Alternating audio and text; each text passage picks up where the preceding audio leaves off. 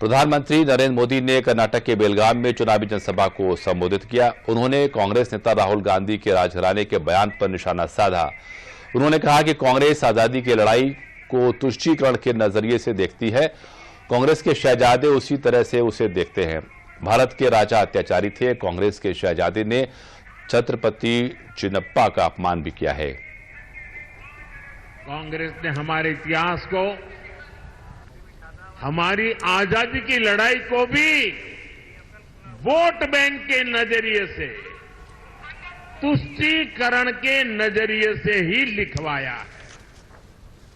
और आज भी ये कांग्रेस के शहजादे उसी पाप को आगे बढ़ा रहे हैं।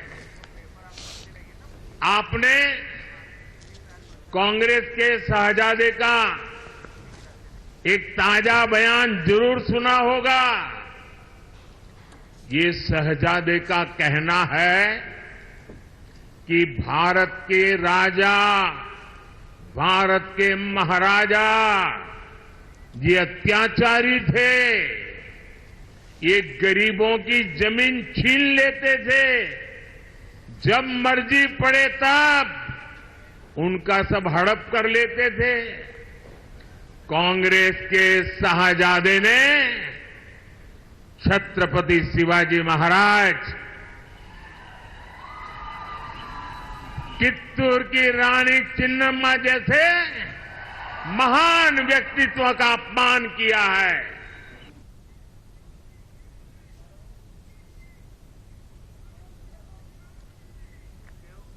और पीएम मोदी ने कहा कि राहुल गांधी को नवाबों के अत्याचार नहीं याद आते हैं। भारत जब आगे बढ़ता है, भारत जब मजबूत होता है तो हर भारतीय खुश होता है। लेकिन कांग्रेस देश हित से इतना दूर हो चुकी है,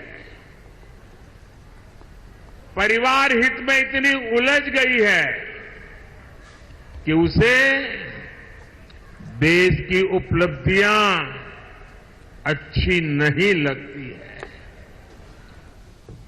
इतिहास में जो अत्याचार नवाबों ने किए, निजामों ने किए, सुल्तानों ने किए, बादशाहों ने किए, उसकी बात पर तो शाहजादे के मुंह पर ताला लग जाता है, बोलती बंद हो जाती है। और राजा महाराजाओं को गालियां दे रहे हो, उनको अपमानित करते हो।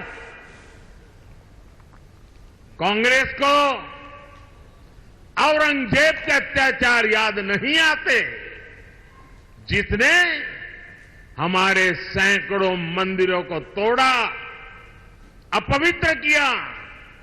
कांग्रेस तो औरंगजेब का गुणगान करने वाली पार्टियों के साथ खुशी से गठबंधन करती है। इनको वो लोग याद नहीं आते जिन्होंने देश भर में हमारे तीर्थों को तहस नहस किया, लूटपाट की, हत्याएं की, गौ हत्याएं की।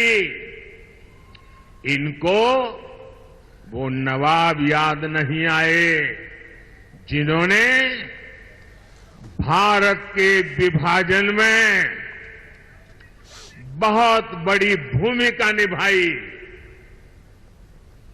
कोई कल्पना कर सकता है क्या बनारस के राजा के बिना बनारस हिंदू विश्वविद्यालय की स्थापना संभव हो सकती थी? क्या महारानी अहिल्याबाई होलकर ने मंदिरों का पुनर्निर्माण कराकर हमारे आस्था स्थलों की रक्षा की या नहीं की? मैं गुजरात से आता हूं, मेरा गांव गायकवाड़ स्टेट में पड़ता है।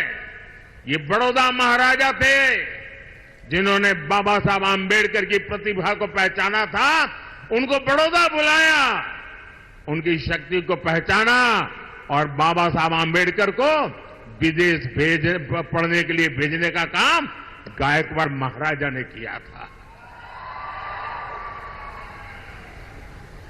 ये कांग्रेस के शाहजादे को इन राजा महाराजाओं का योगदान याद नहीं आता है, लेकिन वोट बैंक की राजनीति के लिए वे राजा महाराजाओं के खिलाफ बोलने की हिम्मत करते हैं। नवाबों के खिलाफ, बादशाहों के खिलाफ, सुल्तानों के खिलाफ एक शब्द बोलने की उनमें ताकत नहीं।